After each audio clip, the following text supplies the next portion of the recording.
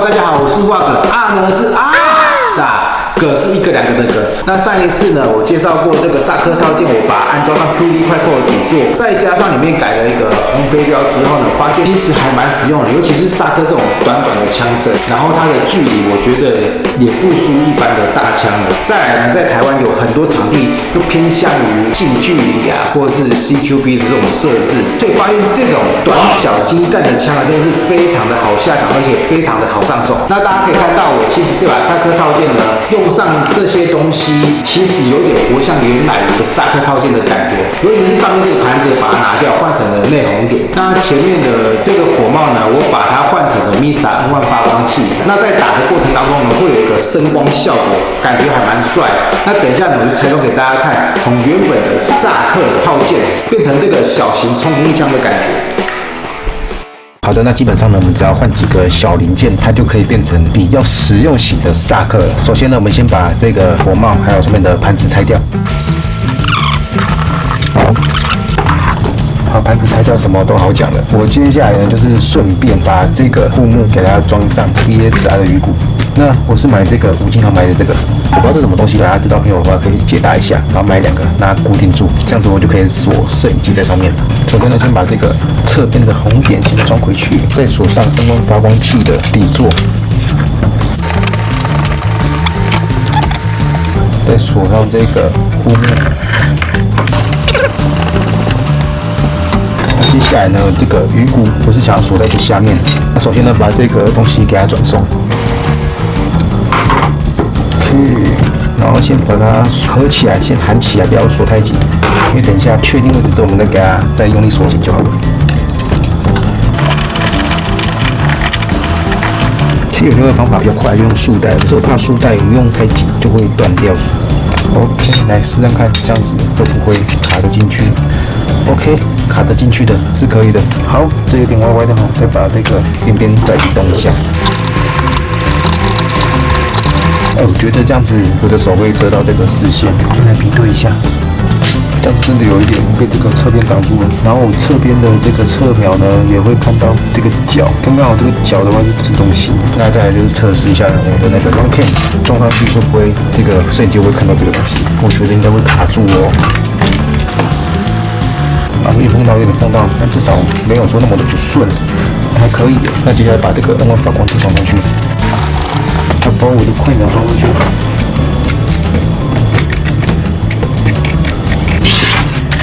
OK。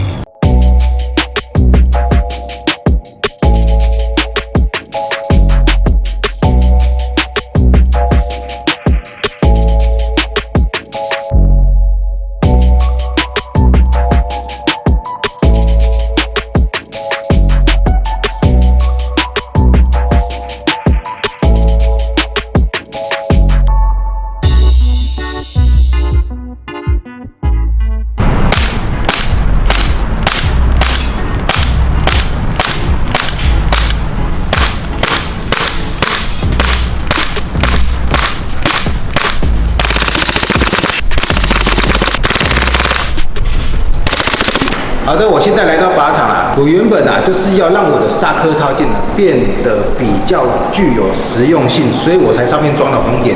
为什么呢？是因为我要这样子在侧边这边有个掩体的时候是这样子出来一点点来做瞄准。所以呢，等一下我打的方式呢，就是躲在这个掩体后面，然后露出一点点来做打击。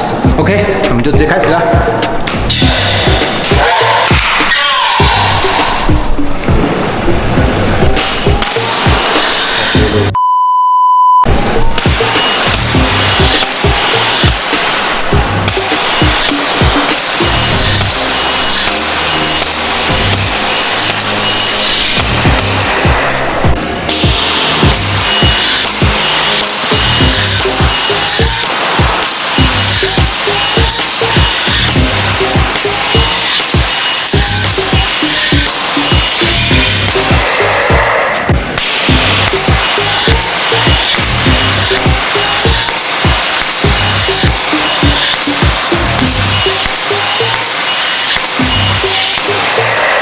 好的，那侧边的这个瞄具呢，为什么不拆掉？因为我发现这个侧边瞄具啊，要是你从蹲低一点的那种掩体啊，你要起来的话，你露出来的这个位置，比你单纯这样子起来的位置还要再少一点点，也是减少你被打到的几率。OK， 那等一下下一个呢，我们就直接就是用半蹲的方式，露出来一点点的方式，然后去打这个靶。OK， 我们现在开始。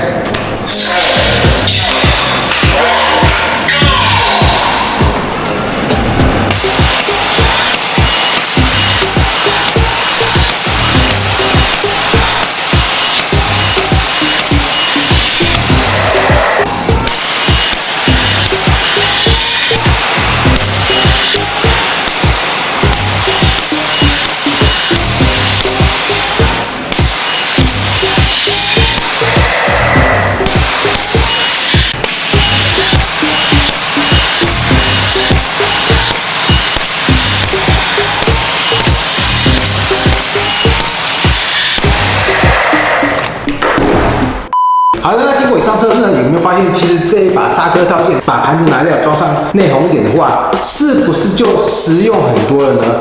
那是因为我个人比较喜欢有点火光的效果，有点炫炮的感觉所以我才加上这个 N1 发光器。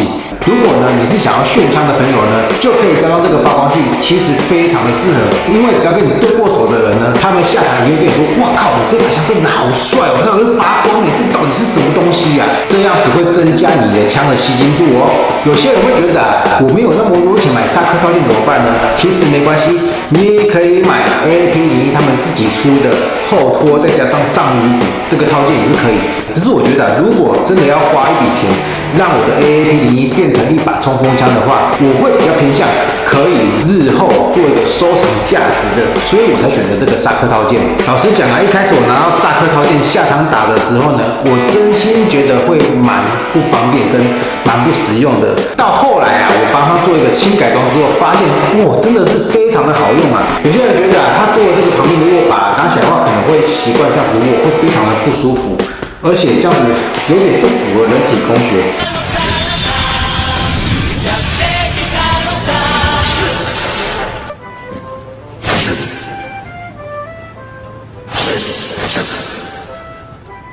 但是其实你只要把你的手肘收回来，往下，你整个人露出的部分就相对减少很多了。